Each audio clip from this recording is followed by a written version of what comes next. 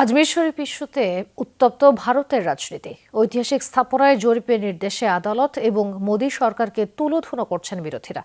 ক্ষুব্ধ মুসলিমরা প্রশ্ন তুলেছেন, কেন বারবার ঐতিহাসিক মুসলিম স্থাপনাগুলোকেই টার্গেট করছে গেরুয়া শিবির।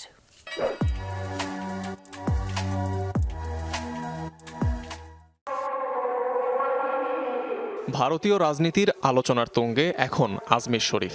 প্রাচীন এই স্থাপনায় আদালতের জরিপের নির্দেশকে কেন্দ্র করে দ্বিধাবিভক্ত ক্ষমতাসীন ও বিরোধীরা।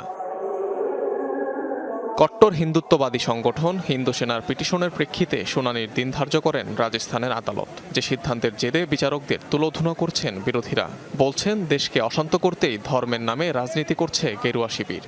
ছোটে ছোটে জাজেস बैठे हुए हैं। আদালতে যেসব বিচারকরা বসে আছেন তারা দেশে আগুন লাগাতে চাচ্ছে, যার কোনো দরকারই নেই। স্বয়ং প্রধানমন্ত্রী মোদী আজমির শরীফে চাদর পাঠায়।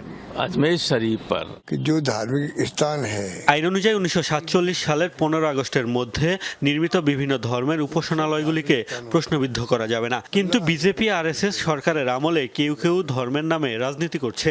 उस पर कोई क्वेश्चन नहीं होना चाहिए। এদিকে আজমির শরীফ ইস্যুতে আদালতের সিদ্ধান্তে ক্ষুব্ধ মুসলিম নেতারাও প্রশ্ন তুলছেন, কেন ভারতের ঐতিহাসিক সব মসজিদ নিয়ে মোদীর শাসনামলে উঠছে সন্দেহ। তারা কি করতে চাইছে? কেন এত বিদ্বেষ তৈরি করতে চায় বিজেপি আরএসএস এর নেতাকর্মীরা? মসজিদ দরগা নিয়ে তাদের সমস্যাটা কোথায়? আজমির এমন একটা স্থান যেখানে হিন্দু মুসলমান সবারই আস্থা রয়েছে। কোটি কোটি মানুষ সেখানে যায়, প্রার্থনা করে। যদিও ভিন্ন সুর ক্ষমতাসীনদের মুখে। আদালত যদি জরিপের নির্দেশ দিয়েই থাকে তাহলে সমস্যা কোথায়? এটাই সত্য।